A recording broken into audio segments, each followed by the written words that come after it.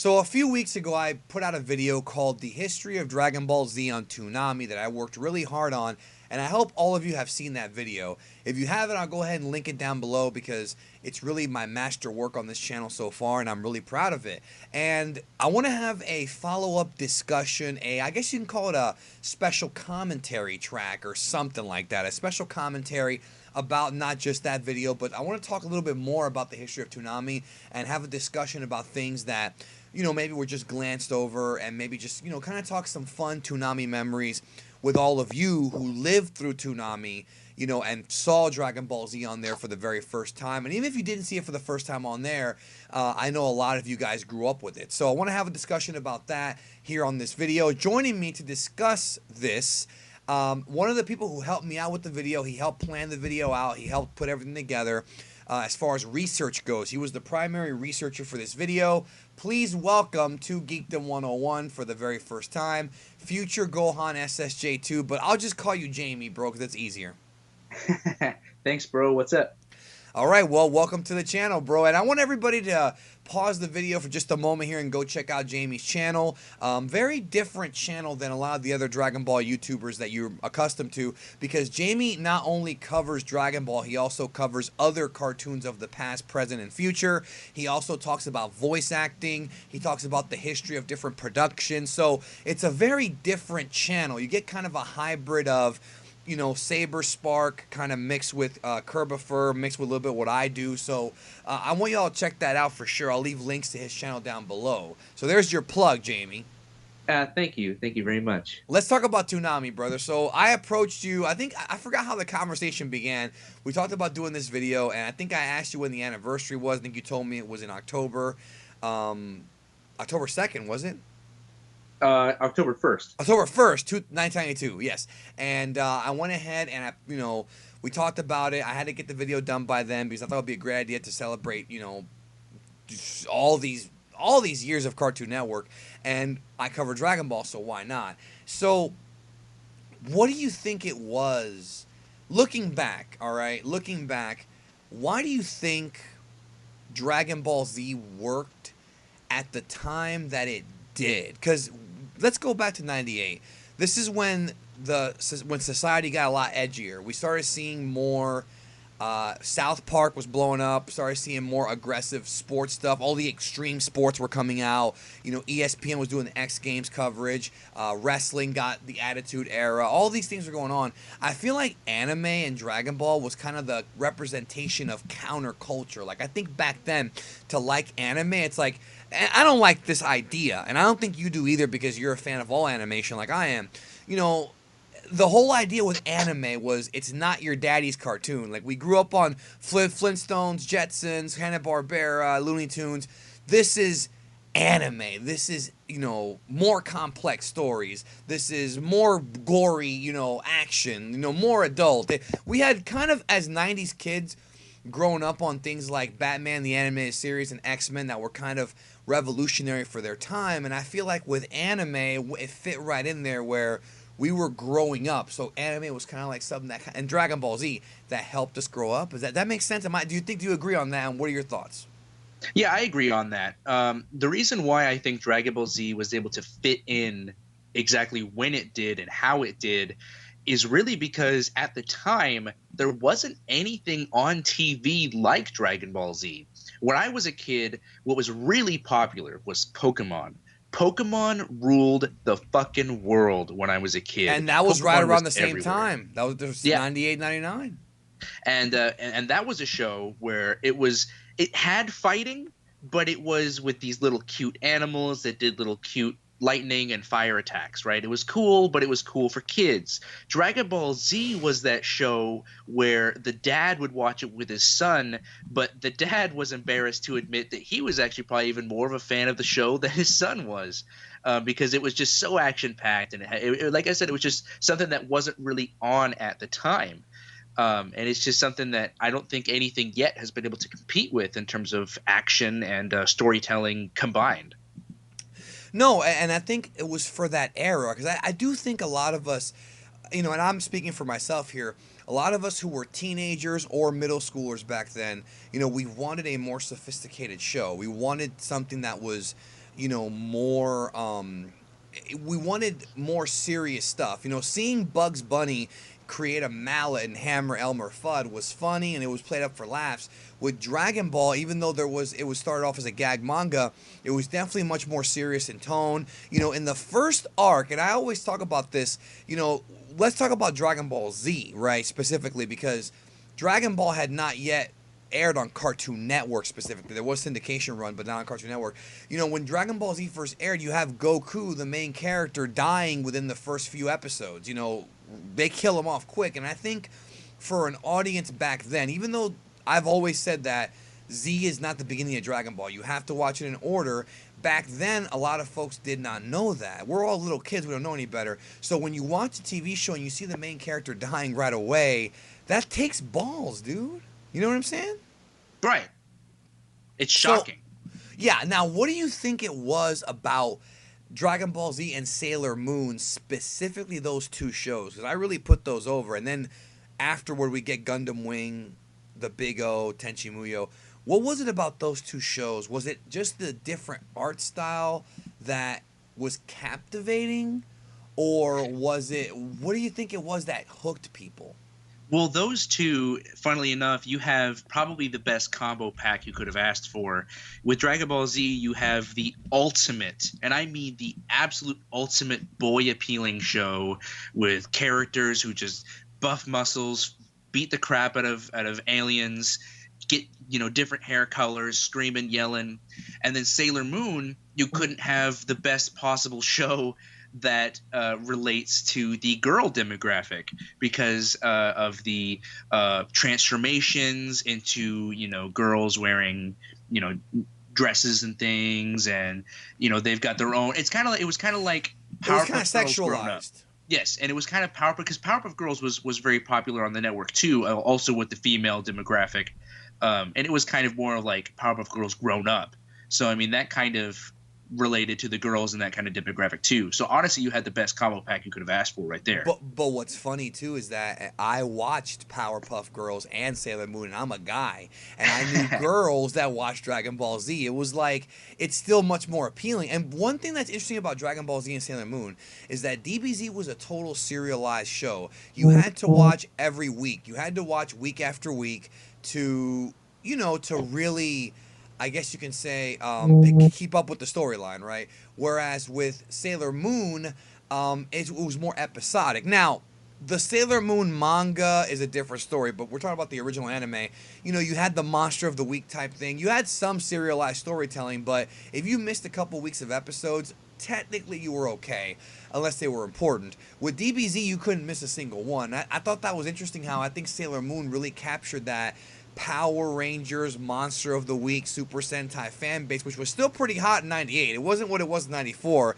And it was like a bridge, you know what I mean? It was like a segue where people who grew up as fans of Power Rangers and of action shows saw anime with Sailor Moon and then became anime fans. I've seen that. I saw it firsthand. I was one of those people, kind of, sort of. See, I never saw Power Rangers, so I can't relate. But no, I understand. But it's popular. I mean, the popularity of the show. Of course. Though as a kid, I personally was more of a fan of Beetleborgs.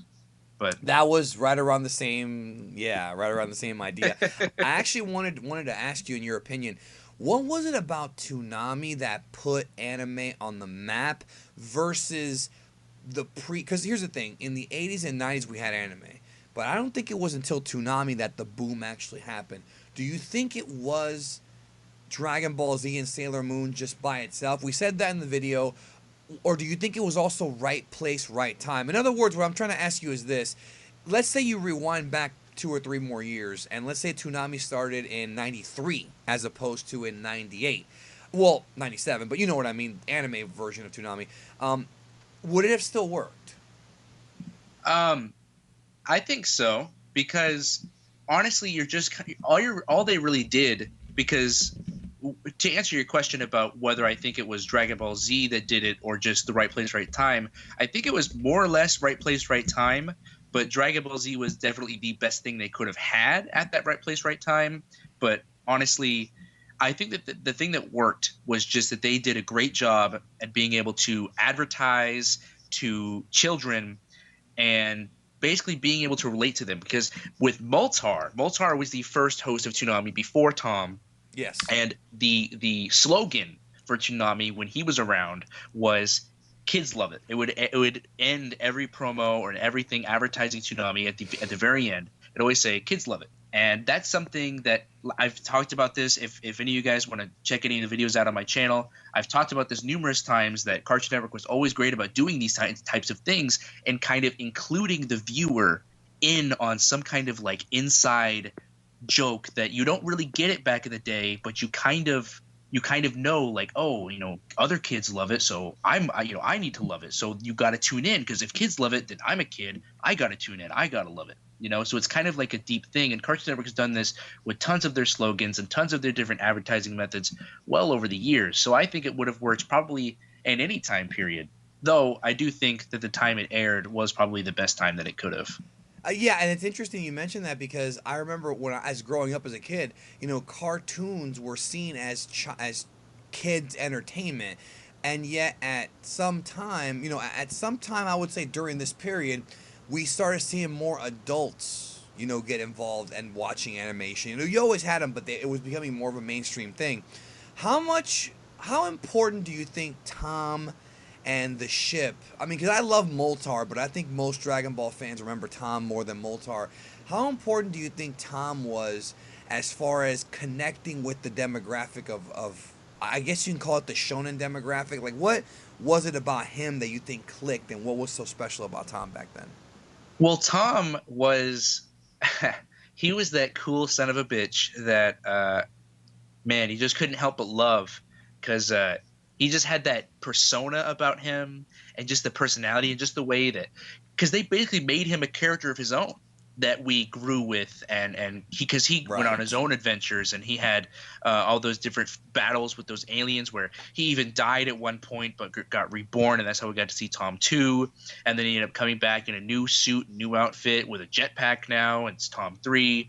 Then we got to see the unfortunate fall with Thomas the Tank Engine, aka Tom 4. But Not I a fan of Tom digress. 4. But I digress. But we just got to see this evolution of him as a character, not just a. See, he was more than just a host of a TV show. He was a character. No, So and I think it was interesting because the thing that I think made Tom stand out, I think for a lot of the kids back then, was that he had credibility, in that when they were writing these segments for Tom, whether it be Aiken or whoever was actually writing the material for Tom, I think that those people who wrote the material were legitimate fans of the products they put out on Toonami.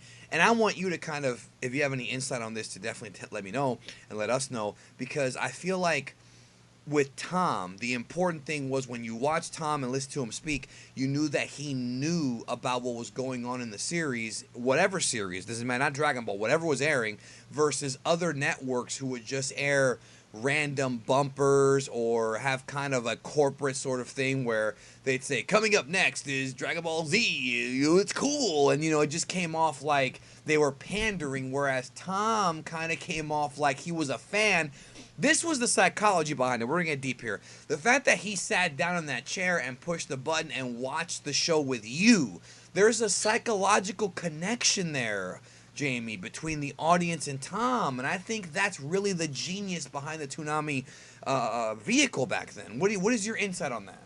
that's exactly right. That's another thing that I've been loving to discuss when it comes to Cartoon Network, is that not just with Toonami, but they're just so great at doing that type of audience inclusion just in general. But with the Toonami Tom, that they did it perfectly, because yeah, he was just as big of a fan of Dragon Ball Z as any one of the kids watching, and he would even say, like, most other channels would be like, coming up next is Dragon Ball Z, but he'd be like, coming up next is the baddest action show around. Like he almost wouldn't even mention the name. In fact, if you look at a lot of promos, he'll just say, we're about to show you the baddest action show around, and then it'll just show at the bottom, coming up next, Dragon Ball Z. Like he didn't have to say it. We already knew. And they were so smart, man. Like, I didn't get to mention this in the video, like how smart they were. They bring in Peter Cullen, and I'm looking at this and I'm like, first of all, just bringing in Peter Cullen's epic voice is already enough. But the fact that they brought him in, and one of the connections was that Peter Cullen was the voice of Optimus Prime, obviously. And this is before the reboot series that, the theatrical movies, the Michael Bay Transformers. But I think a lot of the 80s babies that grew up with Transformers became Toonami fans because they looked at this and they said, wow, they got the voice of Optimus. So I think they did that not just to have a cool voice narrate these things, but to appeal to the legendary, 80s kids that grew up with Transformers, bro. I mean, I feel like Cullen would have been the perfect voice for that. Maybe if they would have pulled I don't know, maybe the guy who did Scrooge McDuck, but I don't even think that was as iconic as Optimus, because the action shows of the 80s were G.I. Joe, Transformers, He-Man, and I think the best one that didn't become a parody of itself, even though it did when the Bay movies came out, was Transformers. So again, somebody in that boardroom was pretty smart. Well, it helps that a lot of those series that you talked about actually did end up at a later date, airing on Toonami, such as Transformers. I believe they aired Beast Wars, if I'm not mistaken. I believe that aired during the Tom 3 era specifically. I don't remember that, but you're probably right. I do remember Transformers airing on there, though. That's for sure. Yes, yeah, classic. So, no, and that's the thing, is they knew what they were doing. Now, the only thing that was weird, and this might not even be a Toonami thing, was the seasonal breaks for Dragon Ball Z were done incorrectly. And I'm telling you that as a guy who knows what the fuck he's talking about when it comes to the series. For the Android Saga, rather than starting with episode 118, 118, which is the Gohan and his teacher, and then Frieza, he senses Frieza, they started with 117, which is Gohan and Krillin trying to get the pearl from Marin, which is a filler episode that's part of the Guard Jr. arc, not part of the Android Saga. And I always felt that was kind of weird. Same thing with them starting with Pikkon. That was a Funimation decision. For some reason, Pikkon and the Otherworld Tournament were attached to the Great Saiyaman arc when that wasn't the case in Japan. That's part of the end of the Cell arc. The Cell arc ends in episode 199, and then 200 is when the Great Saiyaman arc was. That's the only thing I thought was weird. I have a question for you, though. Do you think, and this is a big one, we're probably going to wrap up with this unless you have something else you want to say. Do you think that them airing Dragon Ball Z every single day, Monday through Friday, was that a good idea or a bad idea? And the reason why I'm even asking this is because they went through the episodes quickly. Now, obviously, we're talking about a seasonal show in America. In Japan, it ran every week for, 10 years. But here, we had, seasons. Then we had a break. We go back to Raditz and watch reruns. Then we get more seasons. But I often wondered if they had, instead of airing 5 episodes a week, if they aired 1 a week like they do right now with Super, could they have made Dragon Ball Z stretch out more and kind of have a longer run? That's a good question, because I would say that them airing 1 episode a day was definitely the best thing they could have done. But because that would work in today. Like if they aired Super 1 episode a day today, I feel like that would work better than 1 day a week, because But that would run through episodes quickly, though, man. It would, but the difference is that today we have tons of different avenues in which we can watch Super. We don't have to wait a whole week to watch it. That's right. But back then, kids, they didn't really have another way to watch Dragon Ball Z other than when it would air on Cartoon Network. So they probably could have aired it at 1 day a week and probably would have been just fine, because the internet wasn't obviously what it is today. You couldn't get access to full Dragon Ball Z episodes or anything like that. They probably could have In other words, there was no a la carte entertainment back then. You can't, because right now you can go on Crunchyroll, Verve, whatever, Funimation, and marathon the entire series 1 through 100 and whatever. Whereas back then you had to trade tapes and use not necessarily legal ways to get it, and you could watch it on the international channel.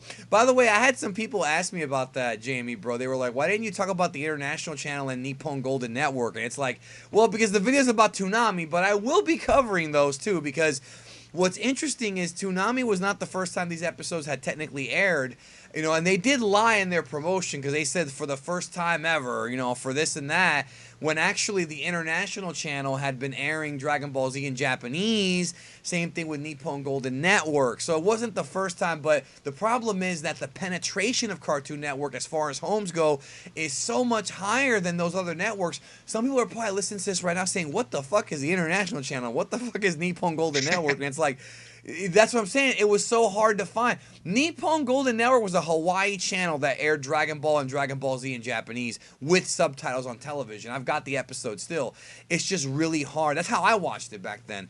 It's just really hard to compare, but it was one of those things where, you know, it was Cartoon Network, I think, Jamie, with the Turner promotional machine pushing it, and it was, even though it was cable, which has less homes than network television, even to this day it does, still, especially to this day, it was still like such a good time slot and such a perfect time to show it.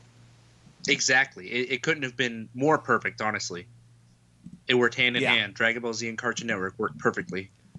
I think it did too. So, is there any other detail you want to get into as far as that era and any of the behind the scenes you want to talk about that maybe we didn't talk about in the video? Is there anything you want to kind of put focus on that you think maybe was glossed over in the video because of time constraints? I mean, the original cut of the video, I had a whole segment that was dedicated to like breaking down like the airings of all the movies, like Lord Slug and all that, but I just felt it was pointless and it dragged the video down, made it kind of boring, to be honest with you. You know, and I had to cut that out. Is there anything that you think should be talked about?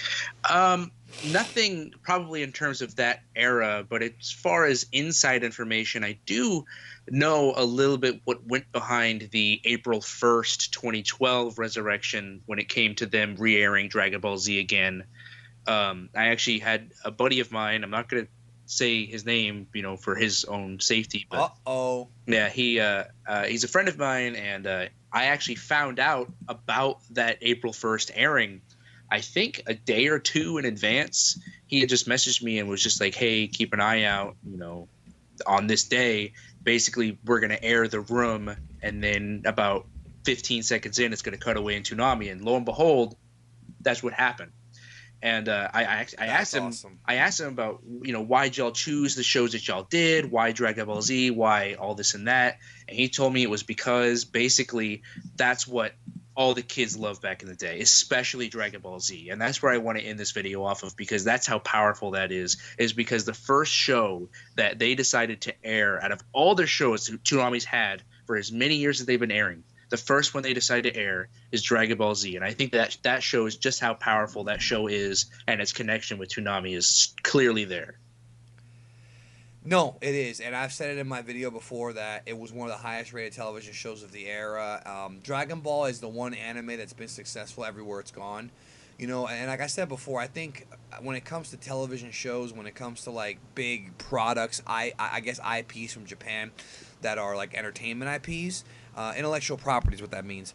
I would say that Godzilla and Dragon Ball and Pokemon are probably the biggest ones. If you want to go into the video game realm, you could say, you know, Mario's bigger than DBZ in many ways too, but I would say without question DBZ in the top 5. I just don't. What else is there, bro? Godzilla. Like, talk about like internationally. What's the biggest thing? Mario. You know, Nintendo. Put Nintendo characters. You know, Pokemon, which is also Nintendo.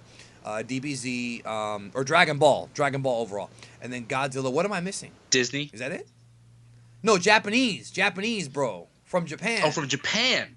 Oh, yeah. Oh, I'm talking about IPs from Japan, dude. Right. Yeah, okay. I think you hit every nail on the head, honestly. Nintendo, yeah, Godzilla, Dragon Ball, obviously. One Piece. I mean, that's gotten pretty big now. But One Piece is not even close to Dragon Ball internationally. We're talking about like in Mexico and France, yeah. And I'll be honest, the way things are going, I don't know anything about One Piece, but I've been told by people that Super's kind of surpassed it in several different markets already. Not overall in Japan, but just in several markets. So that's it. I mean, are we missing anything as far as Japanese IPs? That's pretty much it. Okay, well, check out Future Gohan SSJ 2. In the credits of the video, I put SSJ because I lowballed him. I decreased him in form, but he can at least do SSJ 2 like Kaba. So there is that. And check out his channel. I'll leave a link down below. And thank you for being here. Thank you so much for having me. Oh, wait. Before we go. leave your comments about your favorite Toonami memory. And I want to hear some personal stories if you're willing to tell them. Yes, that'd We'll be catch you down interesting. the road. Yes, I would love to read them. We'll talk to y'all later.